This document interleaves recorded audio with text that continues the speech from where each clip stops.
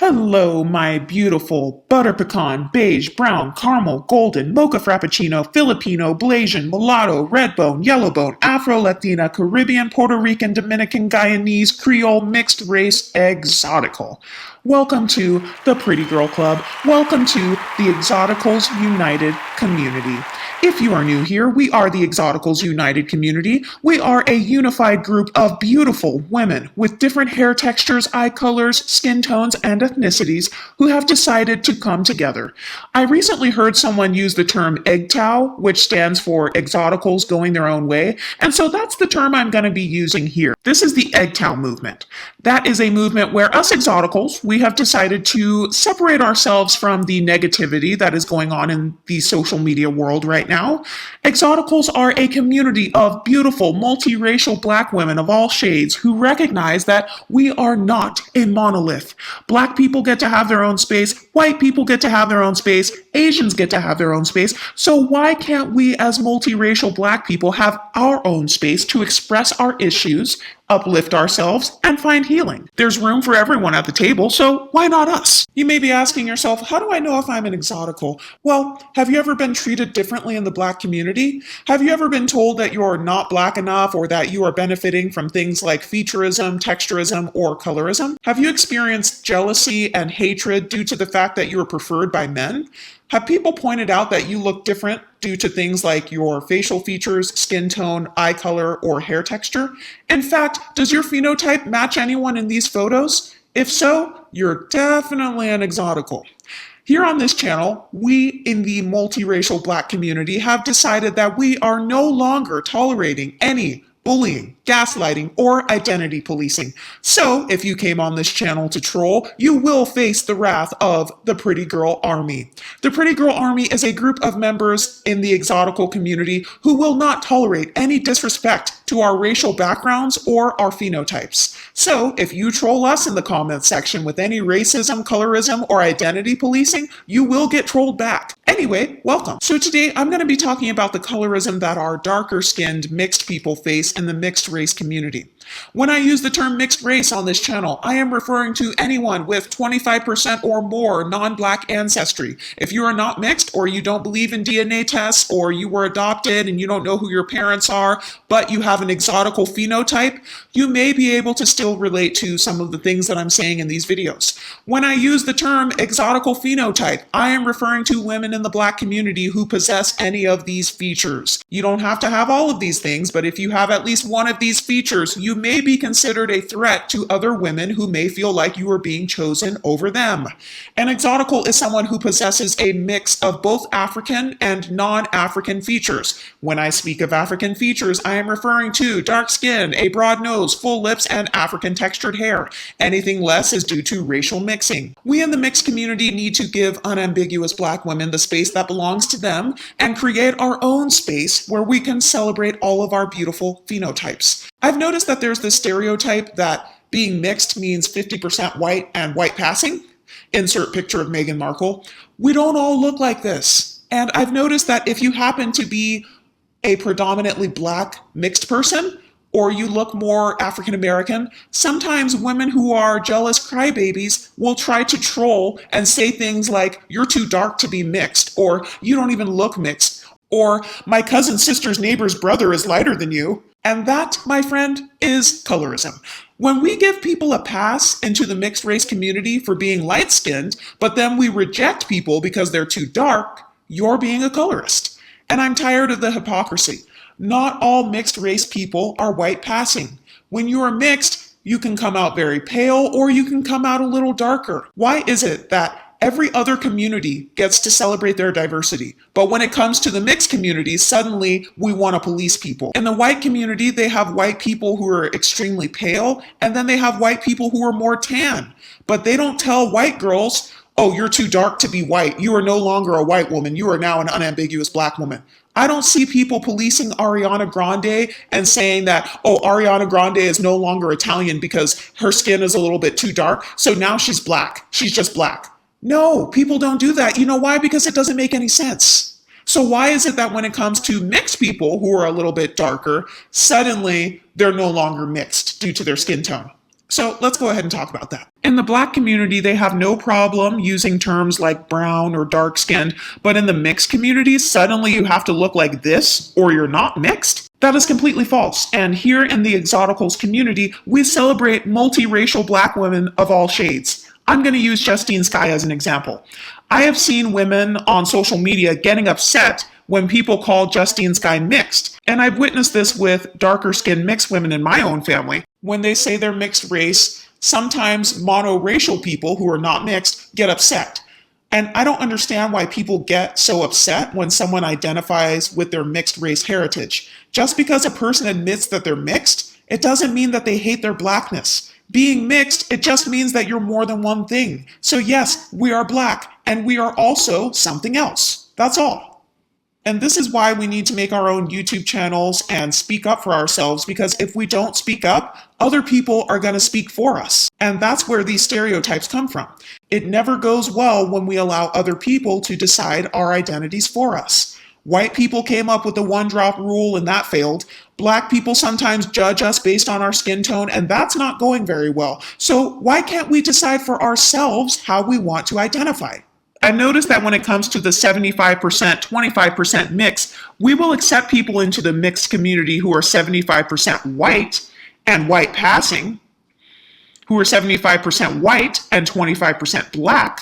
We'll say, oh, that's a cute mixed baby. But when it comes to people who are 75% African and 25% white, we only accept them as mixed if they look like this. But when someone else who has the exact same racial mix, 25% white, 75% Black, or sometimes that person will be even less Black, but they have darker skin, suddenly it's an argument. And I'm tired of this. Darker skin, mixed, and biracial people exist. I've had people come on this channel and get mad at me in the comments section because I support Blasians. People have said that I shouldn't promote Blasians on this channel because a lot of them can come out darker.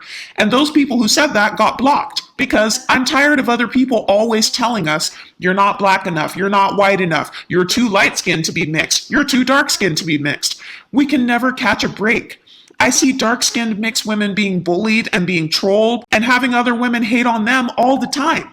Because dark-skinned mixed women are still exoticals too. At the end of the day, I've seen women insulting darker mixed women and saying things like, you're benefiting from featureism, you're benefiting from texturism. He only likes you because you have light eyes. And if you are a darker skinned mixed race woman, I highly encourage you to make a YouTube channel and talk about this topic because I see you guys getting trolled all the time.